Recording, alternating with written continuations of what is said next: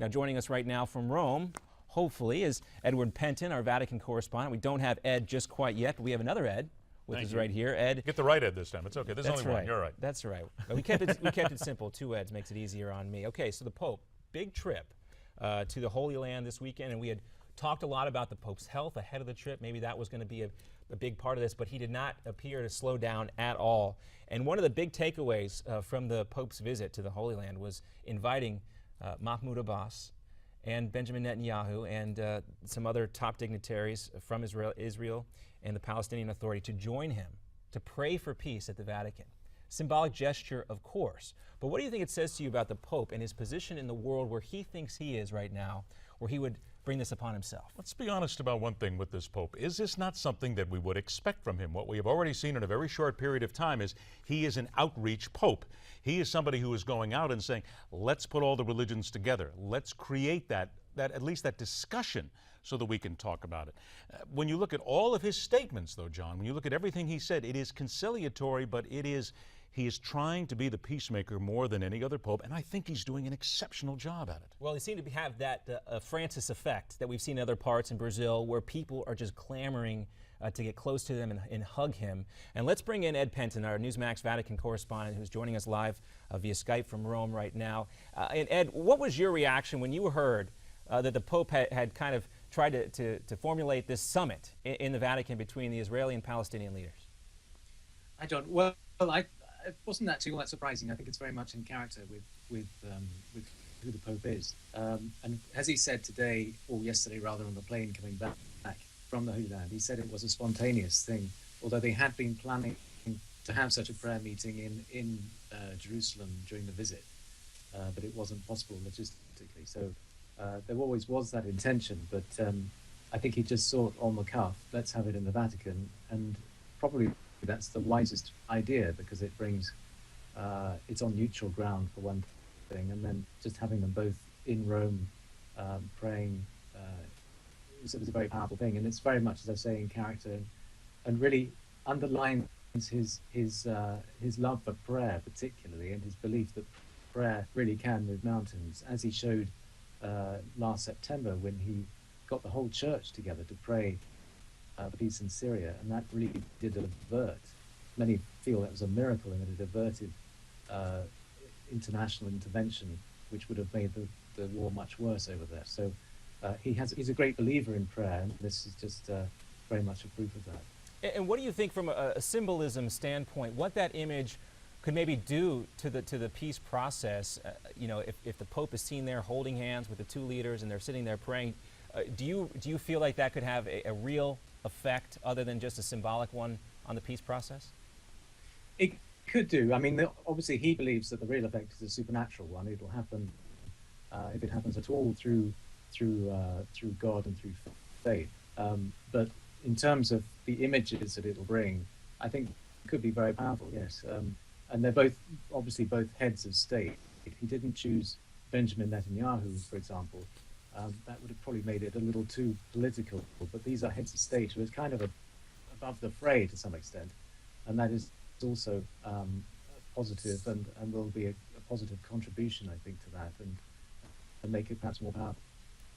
And I think it's fair to say that a lot of people, when they listen to the Pope and they hear him say certain things, they are surprised. They come out going, I really didn't think he would say that. I think it's sort of interesting, but this brings up a really good discussion about this Pope and about who he really is. When you hear the Pope say things such as what he said on the plane coming back, he will meet with the sex abuse victims, a group of them, next month. He declared a zero tolerance for any member of the clergy who would violate a child. All necessary things that need to be said, but still a bit surprising that he said it to some people. Let's talk about this Pope here. How much of all this is this Pope's actual outreach? How much is his opinion? How much do you think he's taking in from advisors and people around him to say, this is what is necessary at this time? So where's the balance? Well, I think he's very much a Pope of his own mind, much like Benedict and John Paul were. They very much take the decisions really on their own. Somebody who interviewed him, a Jesuit who interviewed him last year for that famous interview for the Jesuit publication La Civiltà Cattolica, he said I interviewed him a few weeks ago, and he said that the Pope takes decisions really through his heart. He's very much it's very a Jesuitical thing. He takes decisions decisions after a long time of discernment and through feeling what he does in his heart rather than perhaps in his head.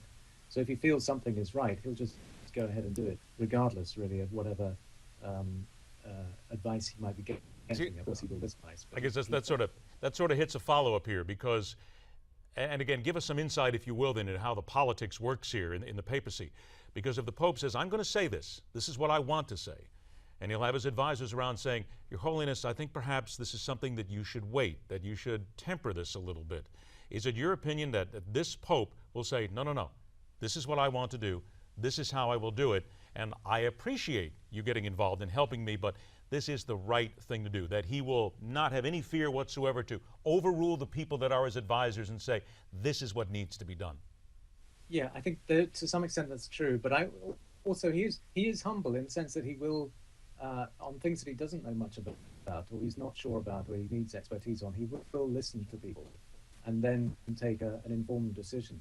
So that's why he set up, for example, these various commissions and this group of 8 cardinals to advise him on what decisions to take. So he wants to be well informed, but as you say, there is an element of him, I think, which makes him just take the decision alone, and of course every leader has to do that. But I think he doesn't just take it completely through the heart. That's his leading motivation. But he will listen to people and use his head as well, I think. And I also want to talk a little bit more about the Pope's invitation to the sex abuse victims to come to the Vatican and meet with him. If there has been very, very few criticisms of Pope Francis as of late, but if there is one, this is one. Millions of Catholics want to see him address this in a very real way. These victims supposedly call this meeting a quote-unquote gesture, but do you think it's more than just a gesture to the Pope? Is this beginning his tackling of this issue, do you feel like? Because he hasn't really touched it in a real substantive way. Well, he has really. I mean, Benedict actually was the one who really grasped the metal with this, and he really did try to stamp it out. And I think Francis is continuing in the sense that he's set up a commission, including one abused victim is on that commission's panel, and the other various experts involved in this, to really get to grips with this subject. So he's really he is taking it very seriously, and the words that he used on the papal plane yesterday were quite striking. I mean, to compare child abuse by priests as equivalent to the Black Mass, the Satanic Mass, is pretty strong stuff. I mean, that really is very, very serious, and it is very serious, and he clearly gets that. So I think he's very committed to helping resolve this and prevent it as much as he can. But of course, for those who abuse, it'll never seem like enough because the pain is so deep and so great. I guess that's true. I guess a better way to phrase my question is that a lot of the victims were hoping for some stronger terms like this earlier on in the papacy. Right, yes. Well, he has been pretty strong in his words, but yeah, not as strong as today, as this press conference, that's true. But I think there's no denying that he really does see this as a heinous crime, and I think, and as most people do in the church, and so I think one can't deny that he's willing to do all that he can to help stamp it out and stop it happening again and handle it better as well. Two topics also we want to cover with you before we let you go, Ed. Is we discussed before the Pope's visit about this cloud of Christian persecution hanging over the visit. Do you feel like the Pope did enough to address that ongoing issue in the Holy Land while he was there? Well, it was interesting because he didn't really talk about it much during the actual visit, except on the plane coming back. And then on the plane coming back, he talked about persecution being, there hasn't been as much persecution as this, perhaps since the early church. So he does take it very seriously, and he's talked about an ecumenism of blood of different Christian confessions coming together to address this issue of persecution. But during the visit itself, I think he didn't mention it much because I don't think the bishops of the Holy Land particularly wanted it mentioned. I interviewed the patriarchal vicar of Jordan just before the visit, who's heavily involved in the organization of the visit. And he was basically playing down the persecution issue. He didn't want to be seen as a victim. He didn't want Christians to be seen as victims or victimized by Islamists in the Holy Land and the Middle East in general. He said that there are isolated cases essentially of Christian persecution. But in countries like Jordan, for example, or much of the Holy Land, or Lebanon, for example, persecution isn't really an issue. So he was trying to really play it down and balance it out. I think really because they just don't want to fuel it. They don't want to make it worse than it really is. Well, let's talk about one more thing before we let you go, and I got about 45 seconds left. So let's ask this now. During the trip, Pope Francis touched the wall that divides Israel from the West Bank. I'm curious, what do you make of this rather unscripted move, and are there people who will take it as a slap in the face to the Israelis?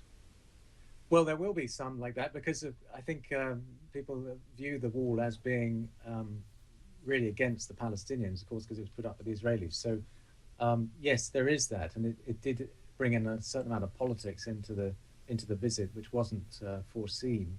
But at the same time, I believe he tried to balance it out by the next day going to pray at a memorial for victims of terrorism in Israel. So he tried to do both things, tried to really help both sides in this, and to try and feel empathy for both sides. And I think it was I think many people will have seen it as a powerful gesture. But I think he's trying to, at the same time, stand back from any political intervention. All right, and fair to say this was a historic trip by the Pope? Yeah, very much so. And I think it went better than a lot of people were expecting. And that's quite a bit of relief that he got back safe and sound, I think. And following up on our last interview, we're also very relieved to see the Pope did not have any significant health problems that we talked about as well. It did not seem to hamper him. And true to form, fitting a lot in on that trip in the Middle East. Edward Pentin, our Vatican correspondent, live for us in Rome. Great to see you, sir, and look forward to having you back. Great. Thanks for having me. Thank you. I guess true to form is the best way to describe this Pope. He balances perfectly. He really does. And he's very thoughtful about both sides and all the sides that he's talking to. That makes him very unique. All right, we'll keep our eyes, see what happens with that meeting of sex abuse victims at the Vatican. Sure, some news will come out of that. But we want to hear from you as well. You can always reach out to us on social media, and we'll be back with more right here on America's Forum on Newsmax TV after this short break.